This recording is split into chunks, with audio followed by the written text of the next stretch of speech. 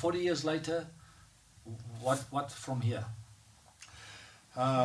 Well, you and many others will determine that. Yes. Now that I'm 70 years young. That's right. But I feel more of the same, only better. Yes. I feel I get so blessed when I'm around our COTN family worldwide, what we call the next generation, which I don't like to refer to because most people I'm getting ready to release are older than what I was when we started. Yes. I remember being in one church when they said they hand over to the younger generation, and I reminded them, remember these people you're handing over to are older than Jesus was when he went to the cross, and he'd already fulfilled his ministry, and much older than what I was when we started what we're doing. Yes. So I am a great believer of the cross generations. I just love what's happening with the millenniums, and then right down to what we now call the Z or Z if you're in America, the Z generation, and the power of that. So I believe they're going to go places we've never gone. My heart's desire has always been to see a people raised up that would go further than I can ever go. And I made a commitment when we came into this 40 years ago, charismatic move, Jesus People Revolution, street people, all that we were doing. It birthed the greatest move of God on the earth had ever seen, but it also birthed every pseudo-Christian cult pretty well that's still running. And the simple point was there was no fathers in the house.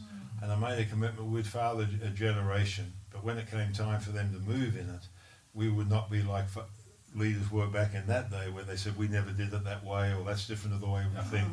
We would find the value hard in it and release them into their methodology. Truly empower and release them into the best. Because and that's what's out there, and they're thinking different, they're acting different, but their heart wants the same. So what would you say to a generation of fathers busy with that generation? What are some good advice to maybe a group of fathers that runs a family of churches or an apostolic movement? What advice would you give them to encourage them to empower this exciting, wonderful generation? My main thing is you've got to give a generation today room to differ and room to think differently. I say to the young people I work with, you can challenge anything about what we are or what we do, but you cannot shift our foundations. That's good. Because our foundations are eternal. We have this little saying, structures are many, values are few. Structures change often, values rarely do. So we want to hold the values. But I always say to a young generation today, don't be scared to ask questions. Don't be scared to challenge things. Don't just accept it because we say it. Yeah. And because it's a thinking generation. And the thing I know in my involvement with it more than anything else, it doesn't want to always be spoken at. It needs to be part of the conversation. Yeah.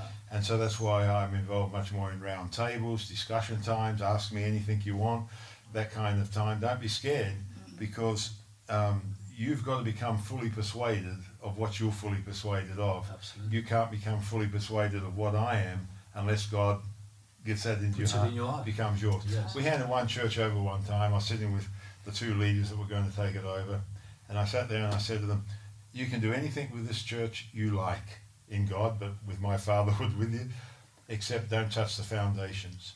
And they both filled up with tears, looked back at me and said, there's no fear of that because your foundations are no longer just your foundations. We own them as well now. Yes. We're not doing them because you tell us. We own them. They're our foundation. And that's what gives, I think, Church of the Nations this great chance for the future, is we have this young people all over the world that own what we own, but will think it differently. Exactly. And that's exciting. And that's so wonderful.